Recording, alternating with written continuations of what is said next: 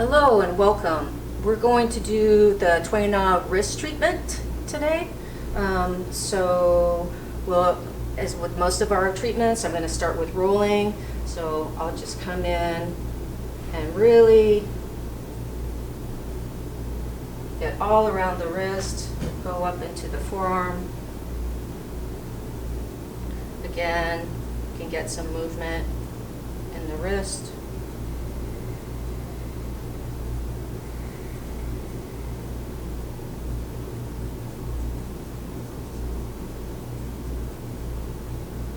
So this is this is the reason why I really like this style, is because I can come in here and I can roll with one knuckle. So I'm getting right in the carpal tunnel and I'm just using that one knuckle to roll. And then all around the wrist.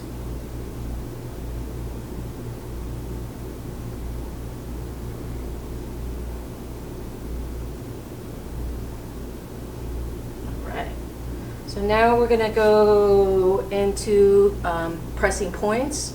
So you can finger spring, you can on. I'm going to do on. That's a press and release, press and release. So I usually do it 3 to 5 times, and then I do it several cycles. So I'm going to start with, and again, order isn't important. I'm just going to go with the order that's making sense to me right now. So I'm going to start with large intestine 5, which is in the snuff box. You can see his snuff box really nicely. That's his snuff box right there. So I'm gonna press, release, press, release, press, release. And then I'm gonna come up to large intestine 4, press, release, release, press, release. And I'm gonna come around to lung 9, press, release, press, release, release, and lung 10, press, release.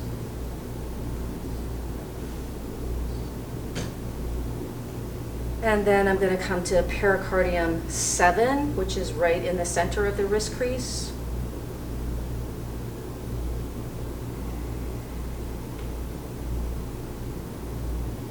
And then pericardium 6, which is too soon above 7.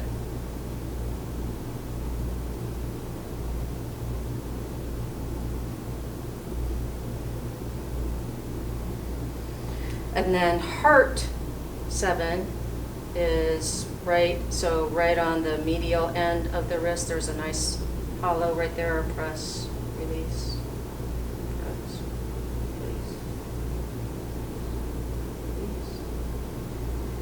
And then come around to small intestine 5.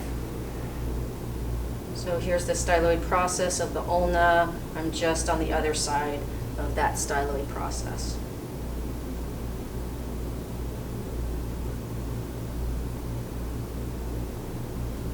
And triple warmer 4 is right in between the radius and the ulna.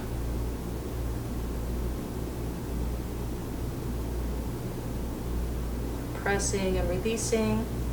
And then triple warmer 5 is too soon above triple warmer 4. It's actually opposite of pericardium 6.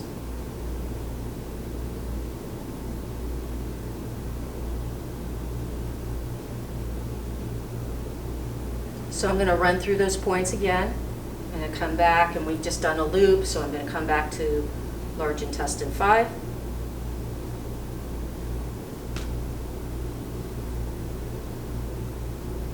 Large intestine 4,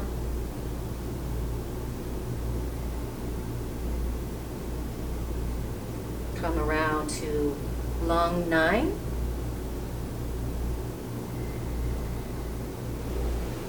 and then lung 10,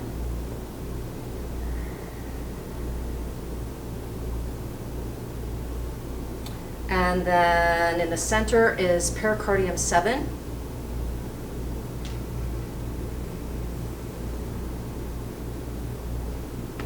Too soon above pericardium 7 is pericardium 6.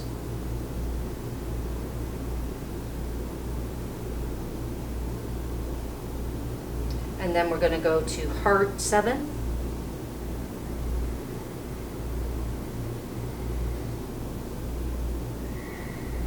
And then coming around to small intestine 5.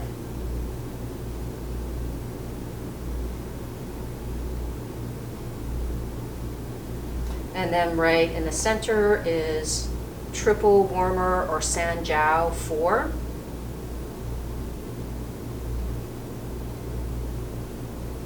And too soon above that is triple warmer 5.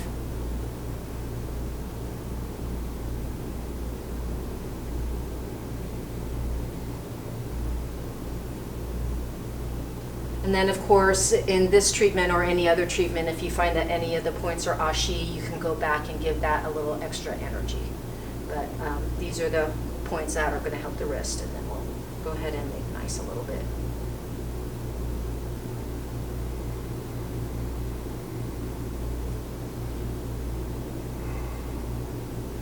All right, now we're going to do some divergent tuis, and I'm going to do them with a little bit of movement. These feel so good on a wrist that's really tight up. So I use my thumbs. I start with my thumbs together. And so I'm going to put his wrist in extension and then get my thumbs together. And then I'm going to move through and see how his skin pulls apart and my thumbs go. So I'll do that again. I'll go into extension, thumbs are together. And then as I flex, my fingers travel away from each other.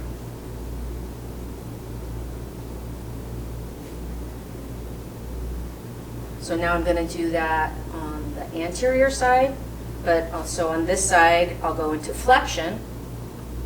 My thumbs will be together. If you feel all kinds of crackly stuff like that, that's the crystallized fascia. You want to break that up. So I'm going to come in, and one thumb's going to go up and one thumb's going to go down.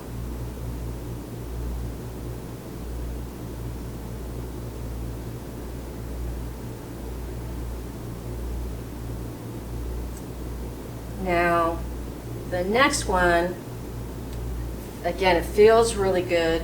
If you've taken circulatory, I think in circulatory they do a move on the foot and they call it breaking bread, but this is backwards.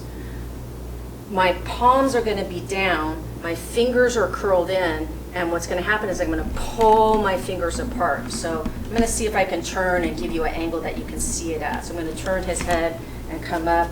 So my hands like that, and then my fingers are going to go apart like that. But what it actually looks like is my arms are straight, hands are together. So when I start, my fingers are together like that. And then I pull apart, and again, feeling crackling and crunchy feelings, that's pretty common. And it's letting you know that what you're going to do is very beneficial.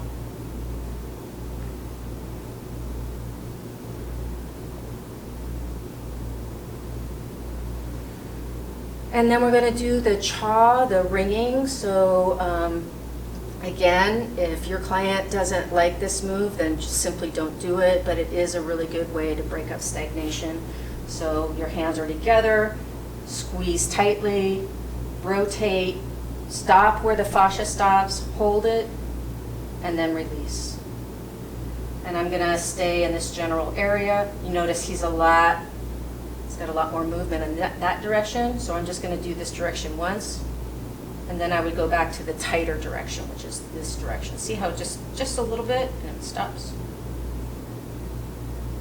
So that's Chaw.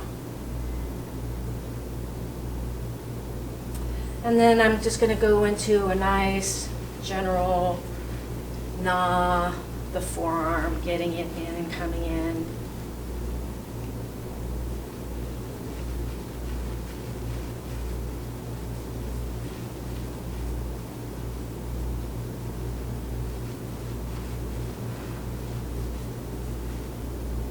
And then we're going to do some light kneading in the area. This is a real nice make nice.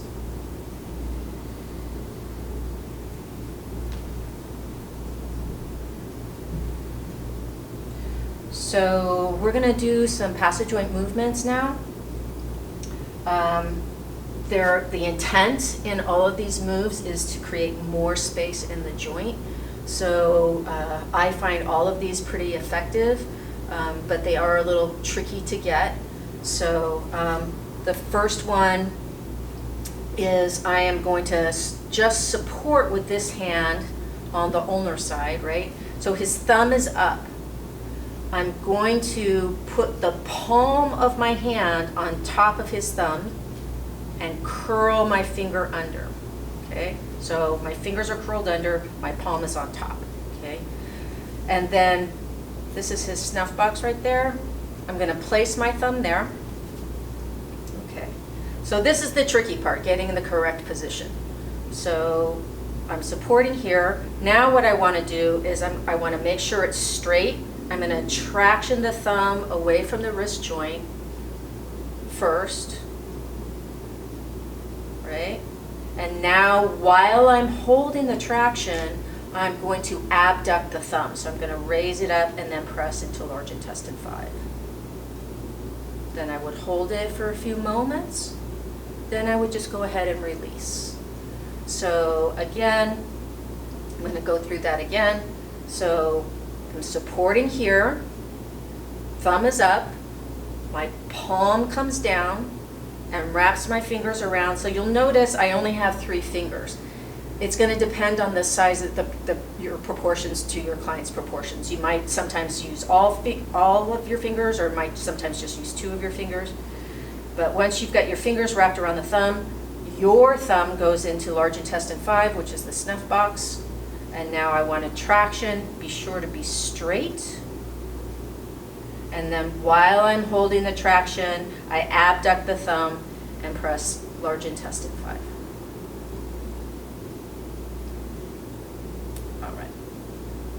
All right, this next one is a quick movement. So I'm gonna have my thumbs on the anterior part of his wrist, and then on the back, my index fingers are above the joint and my middle finger is below the joint.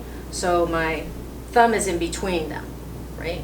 And what I do is I just move my fingers back and forth. So my thumbs stay there, they're the focal point, and then they move over so that you get this movement in the wrist.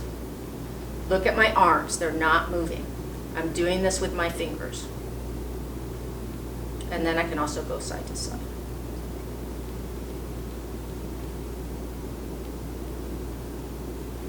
All right. So now I'm gonna come down and I'm gonna hold hands like I'm shaking hands, right? Just like I'm shaking hands. Remember, we're focusing on opening the wrist joint. So now with my other hand, I'm gonna hold the radius and the ulna really, really close to the joint. And then, so I'm holding pretty firmly with both hands. I'm gonna traction them apart. So I'm pulling with this hand and pushing away with this one a little bit. So I create more space in the wrist joint, like that. And then I gently rotate the wrist just a little bit, just to create more space in the wrist joint.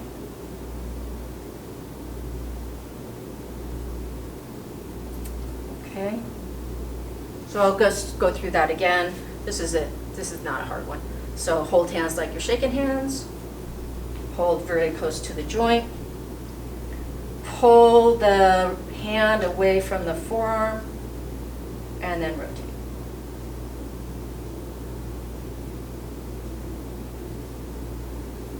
All right. So we've got another passive joint movement. This one, it looks kind of creepy because of the way the hand moves, but it actually usually feels pretty good. So it's not flexion, right? It's shearing. So this is where this gets smaller, that gets smaller. What's going to happen is that this is my my carpals and this is my radius and ulna. They're not going to open like that. They're going to slide past each other like that. So that's shearing, okay? So I'm going to have to turn. I'm going to, now instead of holding hands like I'm shaking hands, all of my hands are going to hold all of his hands. So my hand's wrapped all the way his hand, very close to the wrist joint. My other hand is going to hold the radius and ulna. See how close together my hands are? So I need to get in a horse stance like this, and I'm going to traction apart, but now I'm going to push down and pull up. So I'm going to raise and lower. It's not flexion. Okay, so what happens is that you're raising and lowering. So I'm kind of pushing down, pulling up, pushing down, pulling up, right? So that's creating a lot of new space in the area.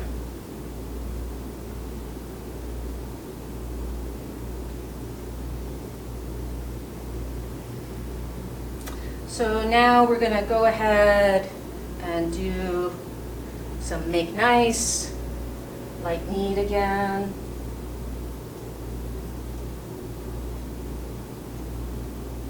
And roll, or whatever their favorite thing is. You could do a na if you wanted to.